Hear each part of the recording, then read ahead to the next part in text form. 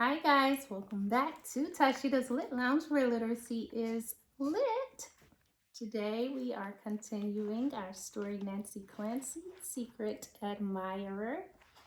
It is a level O. It's written by Jane O'Connor, illustrations by Robin Price Glasser. This is chapter 5, Operation Eternal Love. Bree, stop doing homework and listen to me.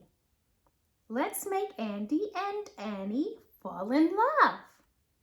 Bree frowned as she let Nancy's words sink in. For a moment, Nancy was worried. Maybe Bree thought this was a crazy idea. But a second later, Bree sprang from the beanbag chair. She started shouting, "Yes, yes, yes," and doing the little dance she did whenever she made a soccer goal. "That's the best idea ever," Nancy smiled modestly and said, "Merci." "You think we can make them fall in love before Valentine's Day?" she asked once Bree calmed down. "Or what about right on Valentine's Day?" "Ooh, that's way better," Nancy said. Bree had a dreamy look on her face. Years from now, Annie and Andy will tell their kids about meeting on Valentine's Day. How they fell in love the minute they gazed into each other's eyes. Andy and Annie, don't you love saying it? Nancy imagined double hearts with their names written in swirly letters. So, Bree flopped back down in the beanbag chair. "How will we get them to meet?" Nancy frowned. "I haven't exactly worked that part out yet. We need a plan."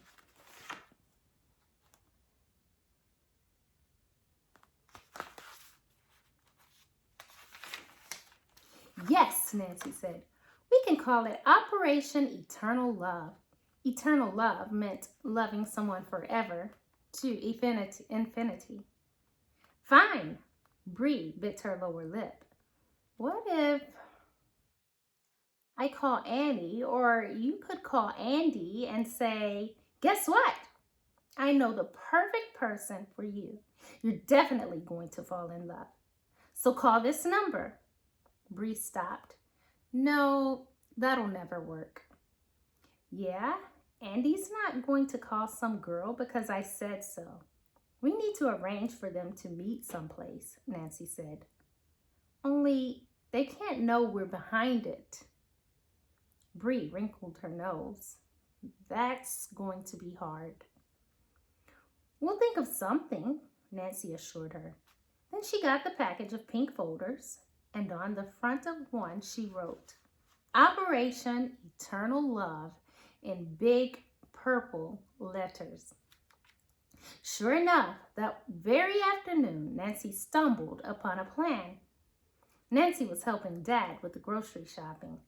Before getting in line to check out, they stopped at the greeting card aisle. Her dad needed to pick out some Valentine's Day cards.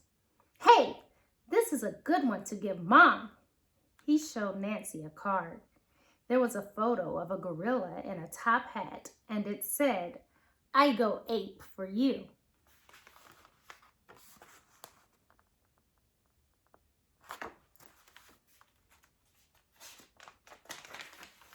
"No, Dad, all wrong." Nothing humorous.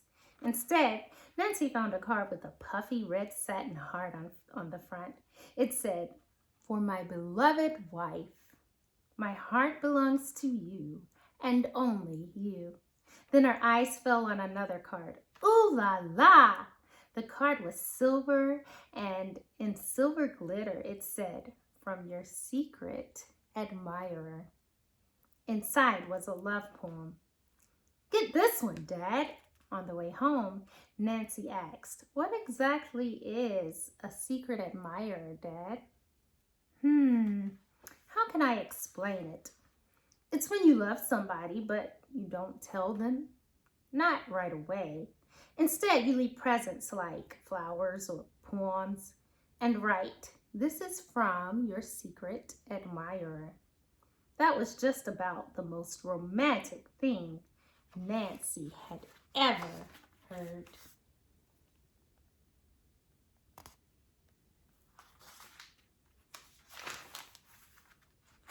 "Were you Mom's secret admirer?"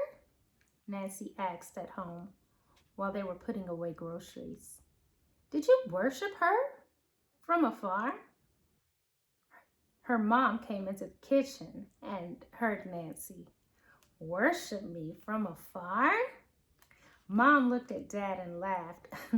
"No, sweetie, your father didn't know I existed, even though he sat right next to me in a history class."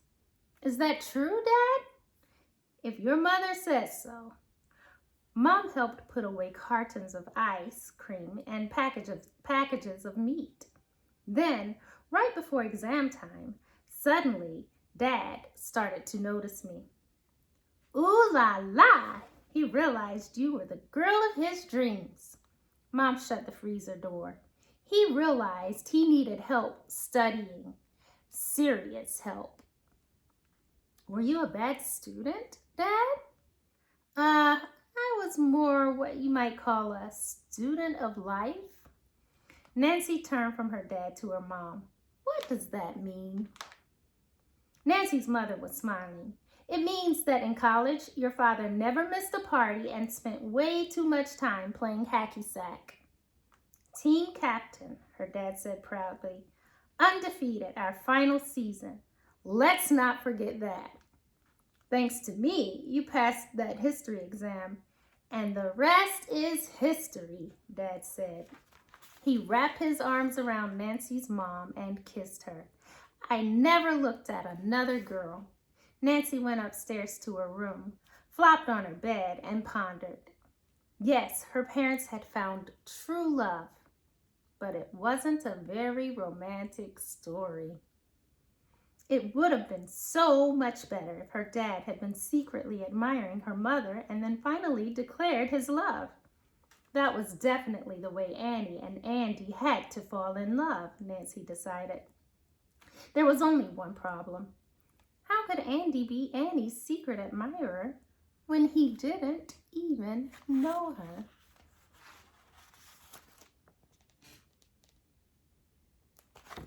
That is the end of chapter 5. So now we're on chapter 6, a private conversation.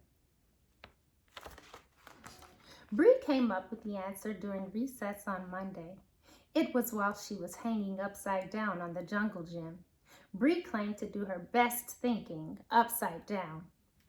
"All the blood from my heart goes straight to my brain," she said, "and makes it work better." That didn't sound scientific, but maybe it was true, because Bree's plan was superb. She swung right side up and explained it to Nancy.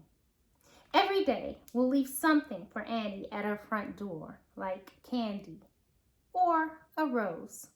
And each time the note will say, 'From your secret admirer.'" Nancy was straddling a bar on the jungle gym. Hanging upside down didn't make her any smarter. It just made her dizzy. "Who's Andy?" Grace asked. "Oh, so we're pretending to be Andy?" "Who's Andy?" Grace asked. She was swinging from a rung above Bree and Nancy. "This is a private conversation," Bree informed Grace. Nancy inched closer to Bree. "Let's leave a poem for Annie, too." "A love poem," she whispered. Grace climbed down the rung. "Have you done an appreciation heart about me yet?"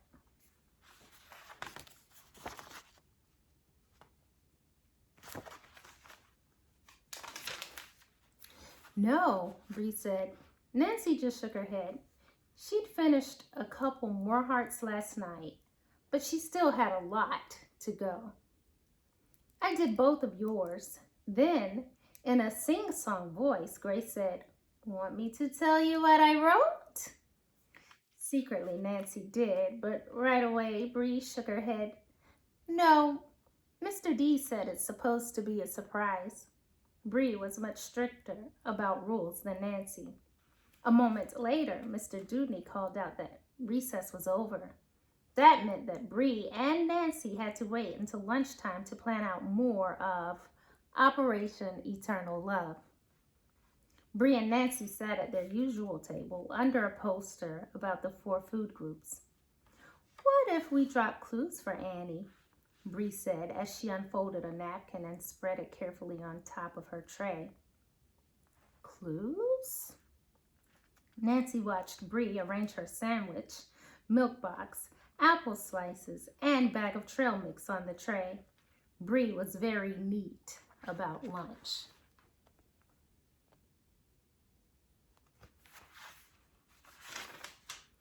Like in the first love note, we say, "My first name starts with an A, just like yours," Bree explained. "It'll make it even more mysterious." Oh, this was such a superb idea. Nancy wished she had thought of it herself. And in another one, we say, "I play guitar. Soon I will serenade you, my darling." Bree giggled. "That's really good." Yoko and Clara came and sat at their table.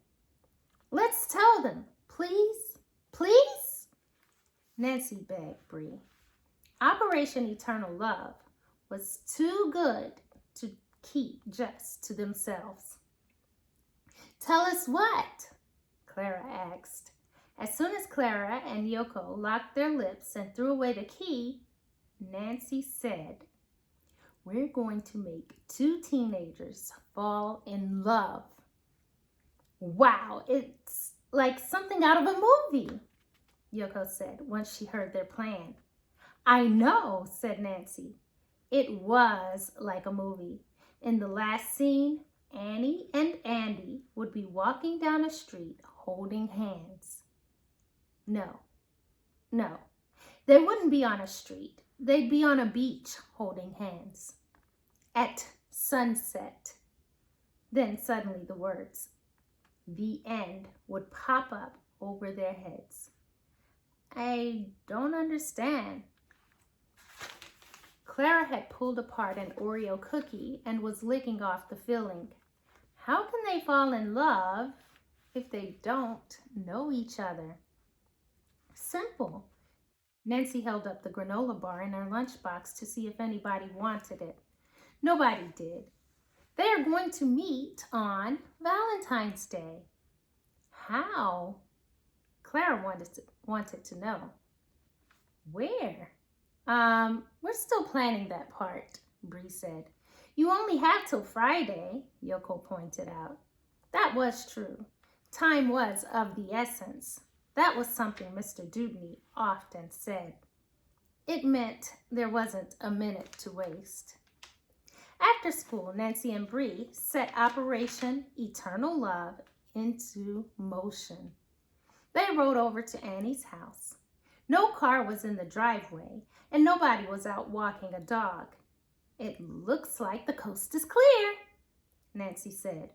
A shiver of excitement wiggled through her. This was almost like sleuthing. They parked their bikes a few houses down from Annie's. Then Nancy grabbed the love note and the granola bar from her bike basket. Nancy wished they had a fancy box of candy, the kind where each piece sat in a little pleated paper cup. But Bree kept insisting. "It's the thought that counts." Lickety-split, they dashed down to Annie's house. As they reached the porch, a dog inside started yapping like mad. They left the note and granola bar right by the front door.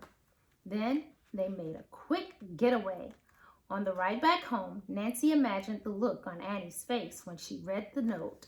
It was written on a rose pink index card and said, "Annie, my sweetheart, you hold the key to my heart. From your secret admirer, Hint number 1. My name starts with an A, just like yours. At the bottom, in silver gel pen ink, Nancy had drawn a fancy key. Bree had written all the words because her script looked more grown up than Nancy's. As Nancy turned the corner onto their street, she was filled with a sense of satisfaction. Andy and Annie were one step closer to falling in love.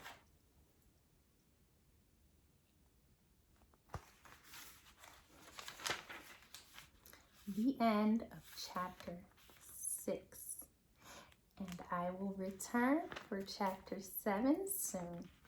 I hope you enjoyed, and please remember to hit the like and subscribe button, and have a great night.